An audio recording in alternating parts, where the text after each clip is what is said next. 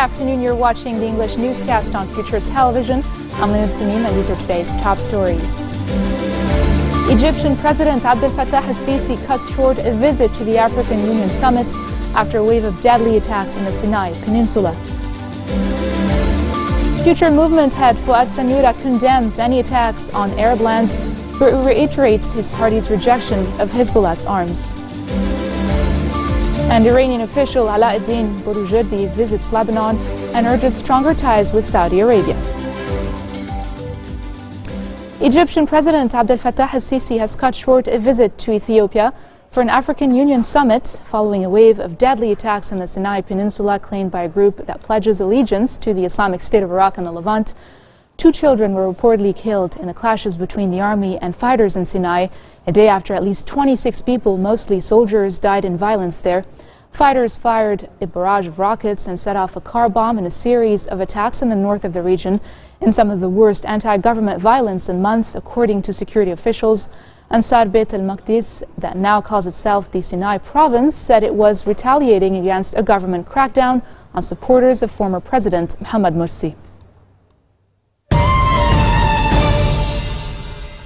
And in Lebanon, head of the Future Parliamentary Bloc, MP Fouad Sanyoura, says his group condemns and opposes any military operation against any Arab land. He accused Hezbollah of purchasing and using followers by providing them with arms that would in turn allow them to bully others. Sanyoura reiterated the Future Movement's rejection of Hezbollah arms and expressed hopes that talks between the Future Movement and Hezbollah could progress positively on that track. On another note, the former Prime Minister has received the coordinator of the United Nations activities in Lebanon, Sigrid Kaag, at his office in Bliss Street. Their meeting reportedly touched on local and regional developments. Kaag also met separately with Free Patriotic Movement leader Michel Aoun, Hezbollah official Ammar Moussawi, and Prime Minister Tamam Slam, with whom she discussed border safety and recent security incidents, including the Israeli attack on a Hezbollah convoy in the Golan Heights.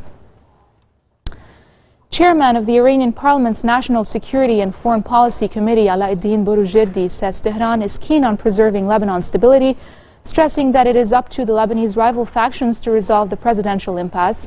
Following talks with Prime Minister Tamam Slam and Foreign Minister Gibran Bassil, Boroujerdi underlined the need for stronger ties among Saudi Arabia and other Middle Eastern countries to boost regional stability. Boroujerdi arrived in Lebanon yesterday to attend a Hezbollah ceremony later today in honor of the 6 fighters killed in the January 18th Israeli strike in Syria's Golan Heights. Speaking from Ain Atine, Boroujerdi said he held talks with Speaker Nabih Berri about ways to consolidate ties between Lebanon and Iran. Hezbollah leader Sayyid Hassan Nasrallah says Israel's attack on a Hezbollah convoy in Syria revealed the unity between Beirut, Damascus and Tehran. Nasrallah spoke during a Hezbollah ceremony commemorating the death of 6 party fighters and an Iranian commander in an Israeli airstrike on the Golan Heights town of Quneitra earlier this month. Urging Arab unity against Israel, Nasrallah said the martyrs of the Quneitra attack reflect a fusion of Lebanese-Iranian blood on Syrian territory, and it reflects the unity of the cause, of the unity of the fate of these countries. Lebanon will file a complaint with the UN against Israel over its recent border shellings, in which a Spanish peacekeeper was killed. Sources say Foreign Minister Gibran Bassil has contacted Lebanon's ambassador to the UN, Nawaf Salam, requesting him to lodge a complaint against the Israeli shelling of South Lebanon sparked by Hezbollah border ambush. Hezbollah killed at least 2 Israeli soldiers and wounded 7 others when it fired a salvo of anti-tank missiles at an Israeli military convoy in the occupied Shebaa farms. The attack came in retaliation for an Israeli airstrike 10 days earlier on a Hezbollah convoy, which killed 6 of the group's fighters and an Iranian commander. And the body of the Spanish peacekeeper killed during the exchange of fire between Hezbollah and Israel has arrived in Spain. Spanish Defense Minister Pedro Morenes received the aircraft carrying the body of Francisco Javier Soria at the Morón Air Base, south of the country. Covered with a Spanish flag, the coffin was taken in a helicopter from Morón to Córdoba, where members of the Spanish military and the family paid tribute to the soldier. Soria will be awarded the Military Merit Cross posthumously. UNIFIL says the peacekeeper's death is under investigation. Progressive Socialist Party leader MP Walid Jumblat says Lebanon's dissociation policy towards the Syrian crisis is no longer applicable. The Babda Declaration, agreed by rival March 8 and March 14 leaders, calls for distancing Lebanon from regional and international conflicts, particularly the civil war in Syria. However, Jumblat says implementing the Babda Declaration is no longer possible. The March 14 coalition has repeatedly accused Hezbollah of violating the Babda Declaration by sending its members to fight alongside the Syrian army. Foreign Minister Gibran Bassil has signed a draft law allowing an amendment in his ministry's internal regulations under which married women can finally apply for employment in diplomacy. This opportunity was previously limited to single women. The proposed draft demands the amendment of Clause 4 in Article 12 of the ministry's bylaws, requiring potential female diplomats to be unmarried, and has been referred to the Council of Ministers for approval. The decision was applauded by female activists from the Lebanese Democratic Women's Gathering after they delivered an open letter to Bassil yesterday urging him to address the flagrant discrimination against married women. Industry Minister Hussein Hash Hassan says Beirut's notorious government-run slaughterhouse will not meet required health standards even after its renovations are completed, requiring the construction of a new facility. Hash Hassan told a delegation from the UN Food and Agriculture Organization that the temporary abattoir, which is under renovation in Quarantina, will not be in conformity with health criteria. The slaughterhouse was shut down in November by Beirut Governor Ziad Shbib after inspectors revealed poor safety conditions. The head of the Casino Employees Union says striking workers don't plan to block roads or burn tires in a bid to pressure the administration to reverse its decision to sack nearly 200 employees. The fired employees staged a protest outside the casino premises in Maameltain, north of Beirut, blocking access for the second consecutive day and setting up about half a dozen small tents inside the casino. The remarks from the union came after the failure to reach a compromise with Lebanon's labor minister over mass layoffs in Lebanon's only casino. And coming up next, a bipartisan group of senators introduced a legislation to lift all restrictions on American travel to Cuba. Stay tuned.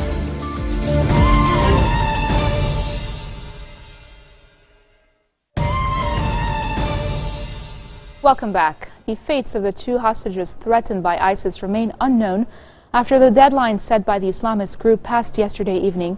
ISIS has pushed Jordan to bring a convicted terrorist, Sajid al-Rishawi, to the Turkish border, threatening to kill a Jordanian pilot, Muaz al-Kasasbe, and a Japanese journalist, Kenji Goto, if a prisoner swap was denied. Jordanian officials said they were willing to exchange al-Rishawi for the pilot, but the terror group has yet to prove that al-Kasasbe is still alive, Jordan's key condition. We want to emphasize what we said yesterday, that Jordan is willing to exchange Sajid al-Rishawi with the Jordanian pilot Muad al-Kasasbe. At this point, we want to emphasize that we have asked for a proof of life from Daesh, and we have not received anything as of yet. We need a proof of life so we can proceed with what we announced yesterday regarding the exchange between Sajid al-Rishawi and the Jordanian pilot. Rishawi is still in Jordan, and the exchange will happen once we receive the proof of life that we asked for. Then we can proceed with the next step that we announced yesterday. Militants from ISIS have launched an attack on the oil-producing northern Iraqi city of Kirkuk. Militants took over Maktab Khalid and an area southwest of the city after heavy clashes with Kurdish Peshmerga troops. Separately, heavily armed militants attacked an abandoned hotel in central Kirkuk used by local police as headquarters. Peshmerga sources said armed men put snipers on the rooftop of the hotel, but that Peshmerga and Kurdish anti-terror units managed to wrestle control of it back from the militants, killing 3 of them. Pakistan is to host between 1.6 and 2.7 million refugees from Afghanistan, one of the world's largest refugee populations. But now people are also fleeing the other way around.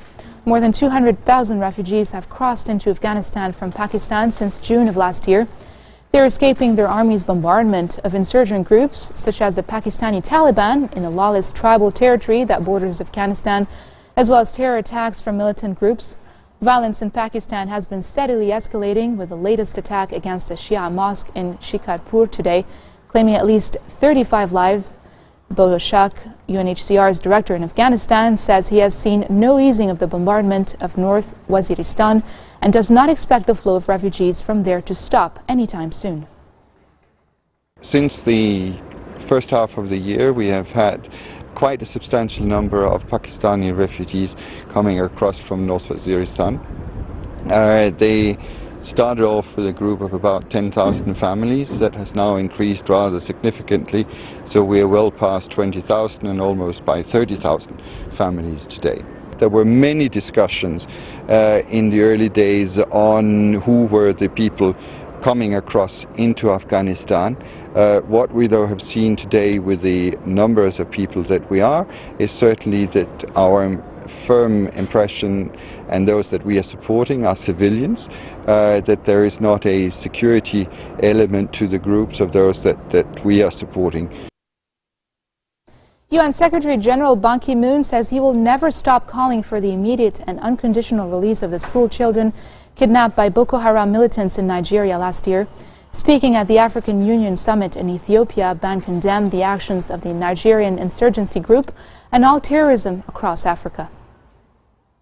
All appalled by the brutality of Boko Haram, which poses a clear danger to national, regional, and international peace and security.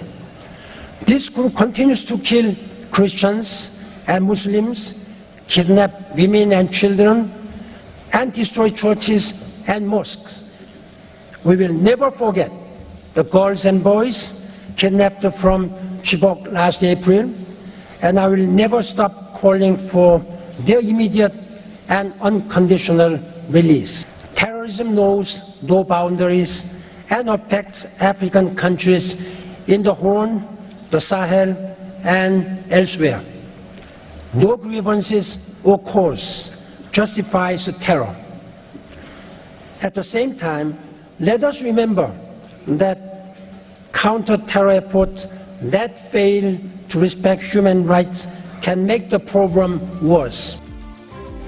And now for news around the world in brief, at least 4 people have been killed and dozens more injured in a gas tank explosion near Maternity and Children's Hospital in Mexico City. Officials say at least 54 people were injured, including 22 children. The explosion occurred when a gas started to leak from a tanker as it was making a routine early morning delivery of gas to the hospital children. European Union foreign ministers have unanimously agreed to extend existing sanctions against Russia by 6 months. Foreign ministers held emergency talks in Brussels yesterday after last weekend's attacks on Mariupol, killing 30 people and wounding several dozens.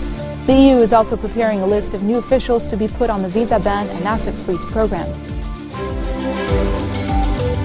And a bipartisan group of senators have introduced a legislation to permanently lift all restrictions on American travel to Cuba in the first measure since President Barack Obama announced in December that he was normalizing relations with the Caribbean country. Although the bill will not end the 54-year-old trade embargo yet, it will allow American tourists to visit Cuba for the first time in more than half a century. Lebanese designers have impressed the Parisian audience at this year's Fashion Week in the French capital, Paris. Prominent designer Elie Saab unveiled his Spring-Summer 2015 couture collection dubbed Beirut Chasing a Dream. The collection is inspired by the city of Beirut and his childhood memories of Lebanon's fashion trends during the 60s and 70s, also showcasing their work during this iconic event were Lebanese designers Zuhair Mrad, Georges Hobe'a, and Lebanese-Italian designer Tony Ward. This marks the end of our bulletin for today. Now for a reminder of our top stories. Egyptian President Abdel Fattah al-Sisi cuts short a visit to the African Union Summit after a wave of deadly attacks in the Sinai Peninsula. Future Movement head Fuad Sanyura condemns any attack on Arab lands but reiterates his party's rejection of Hezbollah's arms. An Iranian official, Alauddin Boroujerdi, visits Lebanon and urges stronger ties with Saudi Arabia. Those are your top stories for today. I'm Linda Tamim, wishing you all a very nice weekend.